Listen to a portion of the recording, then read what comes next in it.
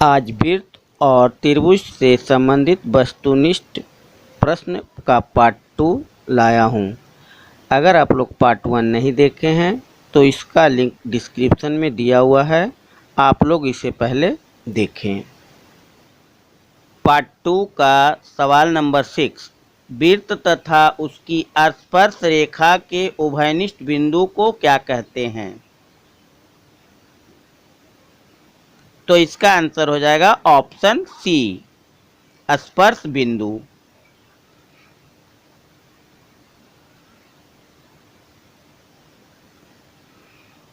जैसे माना कि ये एक वृत्त है और उस पर एक स्पर्श रेखा खींची गई, तो यहाँ पे जो बिंदु होगा उसे हम स्पर्श बिंदु कहेंगे। जैसे ऊपर भी हम खींच सकते हैं तो ये जो बिंदु आया उसे हम स्पर्श बिंदु कहते हैं।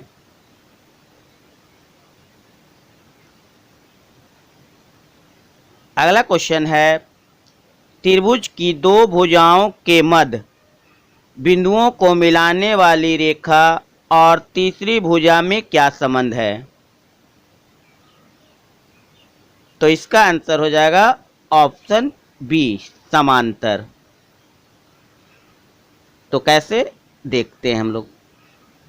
तो मान ले कि एक ABC एक त्रिभुज है और इन दोनों को मिलाने वाली रेखा क्या है? DE है।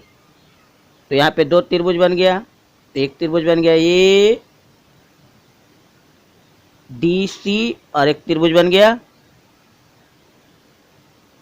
ABC। तो ये लाइन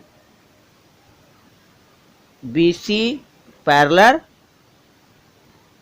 DC, इस तरह ये समांतर हुआ।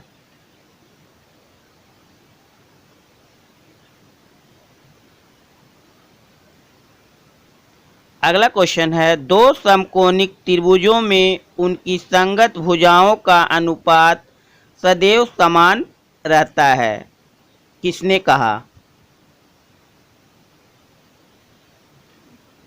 तो इसका आंसर हो जाएगा ऑप्शन ए, थेल्स। अब हम थेल्स के बारे में कुछ जान लेते हैं। थेल्स का जन्म ग्रीक के छोटे से राज्य माइलेटस नगर में हुआ और इन्हें प्रथम यूनानी दार्शनिक माना जाता है। इसके अलावा इन्हें यूनान के 7 ऋषियों या 7 बुद्धिमानों में से एक माना जाता है। इसे ज्यामिति का जनक भी कहा जाता है और इन्होंने गणितीय भूगोल में महत्वपूर्ण योगदान दिए थे। इन्होंने नील नदी की उत्पत्ति, कटाव, डेल्टा प्रदेश का भी विवरण दिया। एक चीज़ याद रखिएगा कि नील नदी कहाँ है? तो ये मिस्र में है, मिस्र। और इन्होंने पृथ्वी की आकृति को गुंबदकार बताया और इसकी स्थिति ब्रह्मांड के बीच बताई गई थी। और इन्होंने पृथ्वी को 5 जलवायु में बांटा था। और एक बात, इनका जन्म 625 ईसा पूर्व हुआ था।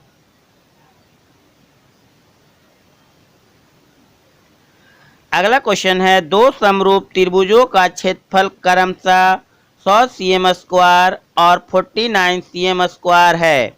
यदि बड़े त्रिभुज की ऊंचाई 5 cm तो दूसरे त्रिभुज की संगत ऊंचाई क्या होगी? तो इसका आंसर हो जाएगा ऑप्शन ए, 3.5 cm। अब हम इसे सॉल्व करते हैं। तो मान लिया कि ABC एक त्रिभुज है और इसकी ऊंचाई हमने डाल दिया D, जिसका वैल्यू दिया हुआ 5 cm, और एक त्रिभुज ले लिए PQR, इस PQR, और इसमें हम एक लंब डाले जिसका नाम दे दिए T। इसी का पूछा जा रहा है कि ऊंचाई क्या होगी।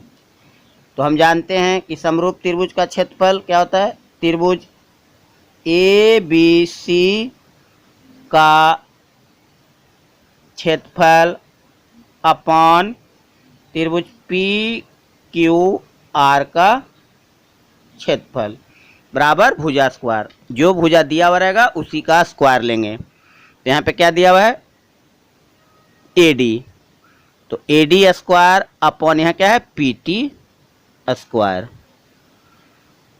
ABC का क्षेत्रफल कितना दिया हुआ है, 100 अपॉन छोटे का 49, AD का वैल्यू 5, तो इसका स्क्वायर करेंगे तो क्या हो जाएगा 25 अपॉन PT नहीं दिया है तो PT का स्क्वायर लिख दिया।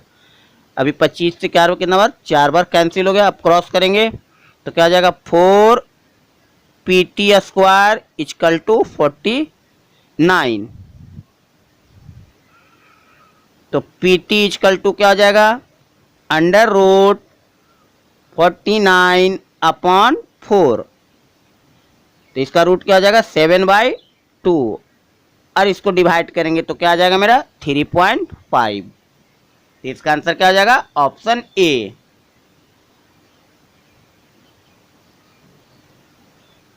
अगला क्वेश्चन है, एक बिंदु P के केंद्र से 10 cm दूरी पर स्थित है। P से 8 cm लंबी स्पर्श रेखा PT खींची गई, तो वृत्त की त्रिज्या क्या होगी।